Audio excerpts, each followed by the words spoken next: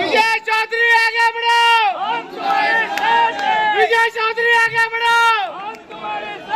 ऐसे बबूलों को, बबूल के कांटों को, ऐसे गुलामों को ये बता दो कि वार्ड सिर्फ और सिर्फ तुम्हारे फायदों का नहीं है। ये नगर सेवक सिर्फ और सिर्फ तुम्हारे घर की भलाइयों के लिए नहीं है। ये नगर सेवक हर एक बच्चा, हर एक जवान, हर एक बुजुर्ग ने उसको वोट देके जिताया, तो ये नगर सेवक हर बुजुर्ग, हर जवान, हर माँ बहन का नगर सेवक है। उनका सबका हक है, ना कि तुम्हारे 4 घरों का। सिर्फ तुम्हारे 4 घरों की भलाई के लिए तुम सारे मोहल्ले को दांव पे लगाते हो। ऐसे नालायकों को बताओ कि ये तुम्हारा बाप का नगर सेवक नहीं है, ये पूरे नई बस्ती का नगर सेवक। विजय साहब आगे बढ़ो, विजय चौधरी साहब आगे बढ़ो, विजय चौधरी साहब आगे बढ़ो। और मेरा ये बोलना है कि ये जो बस्ती है, ये जहाँ पे ये प्रोग्राम रखा गया है, ये जगह अगर चाहे अच्छा नगर सेवक होता, अच्छा समझदार इंसान होता, तो ये जगह पे बहुत कुछ बना सकता था। ये जगह तब हमारी है, किसी के बाप की नहीं है। बना दिया, एक नाम रजिस्टर ने ओपनिंग कार्ड दिए, मालूम पड़ा कुत्ते काटने की दवा नहीं है। अब कुत्ते काटने वालों को ऐसा हो गया, डॉक्टरों को इंसान काटे, यही नौबत है। यहाँ से आईसीएम जाते, कुत्ते काटने की दवा नहीं है, तो फिर किस बात के रूम रजिस्टर, किस बात के आमदार? आमदार का काम ये नहीं होता है। आमदार का काम होता है सबको साथ लेके चलना। तुम्हारे इलेक्शन में जो तुम्हारा काम किया वही तुम्हारा इंसान, ऐसा नहीं है। अरे ठीक है, जो उसका काम किया है उसने उसका काम किया है, कुछ गैर समझ हुई है, कुछ नाइस्तेफाकी हुई है, तो जो जिसके लिए काम आएगा वो उसी का काम करेगा ना। तुम्हारा काम ये नहीं, तुम जीत के आने के बाद सबको साथ में लेके सबका हर एक काम करना चाहिए। तुम दुश्मनी निकाल। विजय चौधरी साहब आगे बढ़ो। मेरा ये बोलना है, अगर तुम्हारा ठीक है किसी ने ना इत्तेफाकी में या तुमको इलेक्शन के टाइम पे नहीं समझ पाया, तो इसका मतलब तुम उसकी दुश्मनी ऐसे मत निकालो। तुम तुम्हारे में गट्स होना चाहिए, तुम्हारा काम ऐसा होना चाहिए कि उसको भी तुम अपना बनाओ। तुम्हारे में वो गट्स ही नहीं है, जो तुम्हारे को वोट नहीं दिया तुम उसको अपना दुश्मन समझ रहे हो, ऐसा नहीं होता। मेरा ये बोलना है, ऐसे ऐसे नगर सेवक आप लोगों ने चुन के दिए, उनकी बातों में आके जो रात भर उल्लू की तरह जागते और दिन भर कुंभकर्ण की तरह सोते, किसी का फोन नहीं उठाते, तो ऐसे नगर सेवकों से बचो। देखो आज तुम हमारे कब्रिस्तान, हमारी शमशान भूमि, हमारे स्कूल, हमारे मदरसे, हमारी मस्जिद, हमारी मंदिर क्या हाल करके रखे। तो ये सब धार्मिक जगहों पे हमारे धर्म से या हिंदू धर्म से ऐसा होता है कि कोई भी धार्मिक जगह इतनी साफ सुथरी होना चाहिए कि नहीं जाने वाले का भी उधर दिल जाने का हो। आज धार्मिक जगह देख के हमारा दिल जाने का नहीं होता, तो ये सब ये नालायकों की देन है। तो ऐसे नालायकों को पहचानो और ऐसे समझदारों को पहचानो। देखो सब आपके हाथों में है, मैं ज्यादा नहीं, टाइम ज्यादा नहीं है और बोलने के लिए तो इतनी बातें हैं क्योंकि 20-25 साल से ये वार्ड में कुछ काम नहीं हुआ।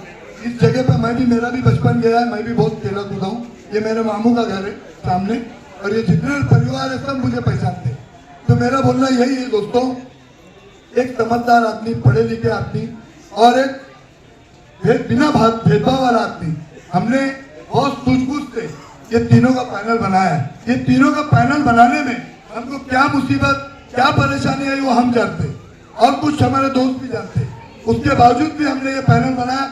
हम खुद भी खड़े रहते, मैं खुद भी फॉर्म भरा था मेरी बहन का, लेकिन मैंने देखा कि हम ऐसा अगर आपस में लड़ेंगे फिर वो नालायक लोग राज करेंगे, फिर तुम्हारा कोई काम नहीं होगा। तो मैंने भी कहीं ना कहीं समझदारी करके अपने 2 कदम पीछे लिया और मुझे पूरा भरोसा है कि हम तीन, मेरी रश्मि बहन, मेरी उर्मिला ताई और मेरे इमरान भाई, ये समझदार लोग हैं, ये एजुकेटेड लोग हैं। सबसे पहले इनका मिशन यही है कि हमारे मासूम बच्चे, जो छोटे छोटे बच्चे, इनका भविष्य के बारे में सोचना। और इनका भविष्य जब सुधरेगा जब ये पढ़े लिखे होंगे। बच्चा पढ़ेगा जब ही आगे बढ़ेगा, समझे।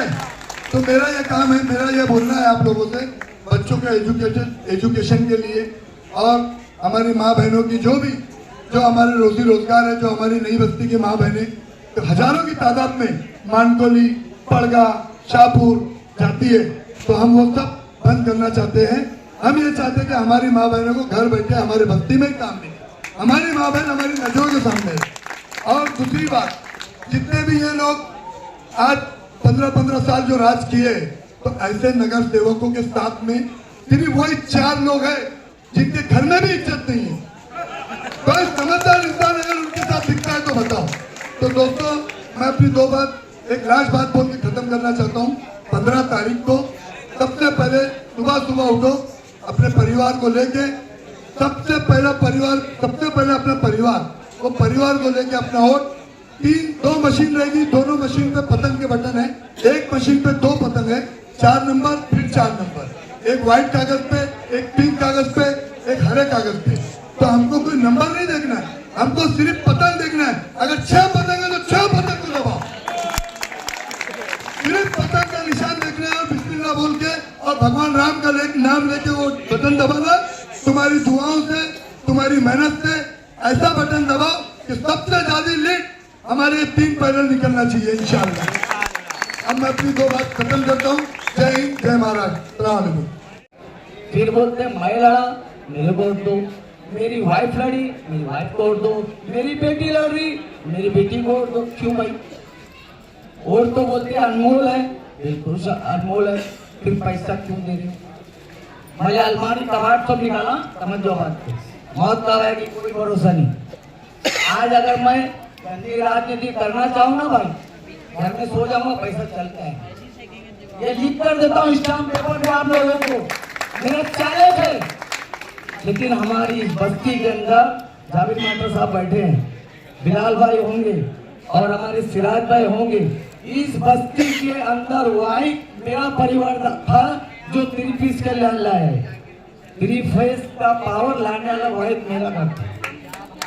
आज मेरे जाति पैसे के खंभे लगे हुए 1983 जाबिर भाई, सच्चाई बोल रहा हूँ, क्योंकि हमको आटे की चक्की गांव की भाषा में गिरनी बोलते, हम लोग को बिठाना। इस बस्ती में हम पैदा हुए या बड़े हुए, आप लोगों को जिम्मेदारी दे रहा हूँ इमरान भाई, अगर आप लोग ये काम नहीं करेंगे, गटार लाइट छोड़ दो, अगर आप गरीब बस्ती के अंदर कुछ करना चाहते हो तो एजुकेशन पे ध्यान दो, एजुकेशन पे ध्यान दो, खास करके बोल रहा हूँ।